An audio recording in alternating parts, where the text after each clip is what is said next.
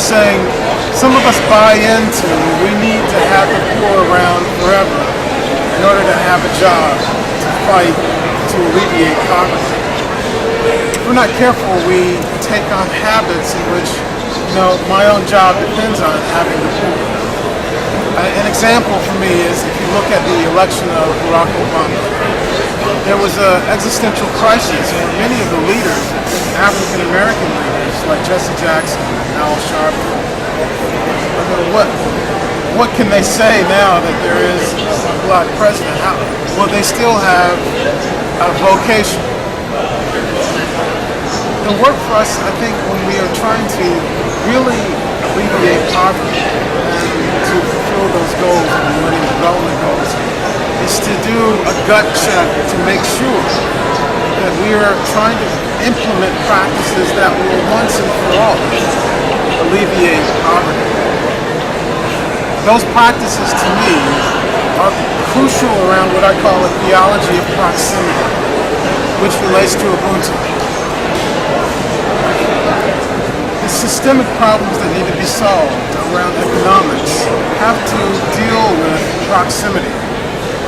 We can no longer have these Lady Bountiful models of solving problems in ways in which we need to do them remotely.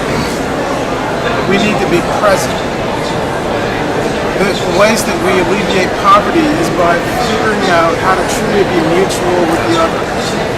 We can't just give things to people and perpetuate this sort of hierarchy of I'm giving to you because you are in need, therefore I am better than you. We're going to have to figure out how to create mutuality. So theology of proximity is, especially for those in the United States, it's going to have to be about how we can figure out to be present. And the presence will create the relationships, and the relationships will create mutuality, and mutuality will create economics. We're going to have to figure out how not to be paternalistic or patronizing and meeting these goals of the Millennium Development Goals. So I think three things in particular. The United States already has the world in it. We are a really good example of Ubuntu. I and you and me. The global world is in the United States, and the United States is in the global world. We need to practice as a country proximity.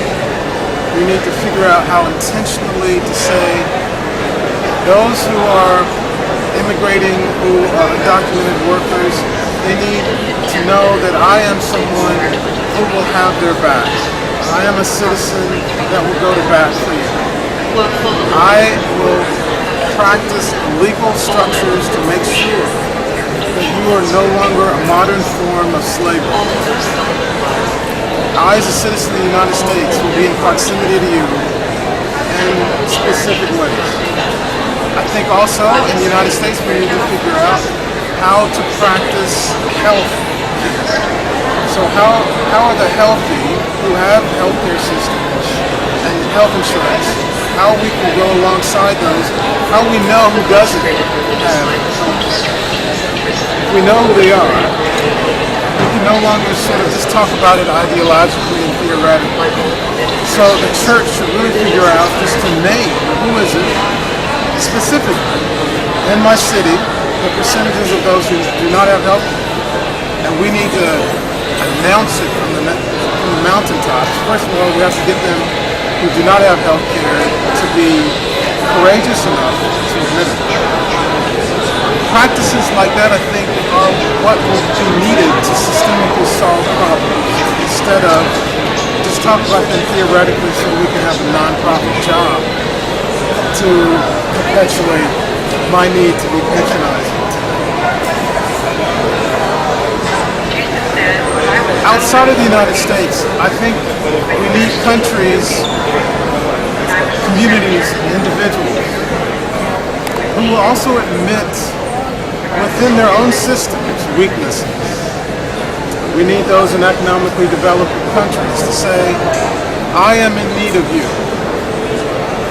So we need people in Nigeria to say, I am in need of you in North Carolina. In a way in which it's not going to make those in Nigeria codependent in a negative sense. But the I have need of you is going to make those in economically developing countries realize what true mutuality means. So that those in North Carolina can figure out that if you're in Nigeria, I need you. You know, if you are not being made whole in Nigeria, I am lessened as an individual. My economics will be lessened. You have oil, for example, in Nigeria. And in the future markets, I need to figure out how I can support you so that your economy doesn't collapse, so that the future systems and global systems of other countries do not collapse. So I think Ubuntu relates in many ways. It relates to figuring out how to stop having these lopsided unilateral relationships and truly figure out interdependence. Ubuntu helps us to stop being patronizing. Ubuntu helps us to figure out reconciliation that is not cheap and unearned. And I think Ubuntu, lastly, theologically, helps us to live into the image of God. God's image is not as an individual. For Western people, that's what we usually have as a concept. God is the man upstairs. But God is community. That's the image of God. Our image, the Imago Dei, is that we are community as well, made in the image of God. So when we are fighting and trying to excommunicate and trying to say someone's more of a Christian than the other, we are not living in the image of God.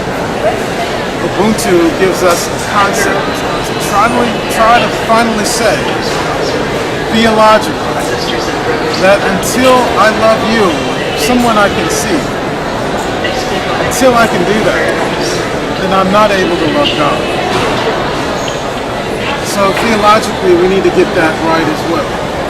Instead of this pontificating that I am more of a Christian, we need a deeper theology to say that until I can figure out how to love you first, my theology is in vain. So those are some of the things that we should think about in terms of the practice of Episcopalians for global reconciliation.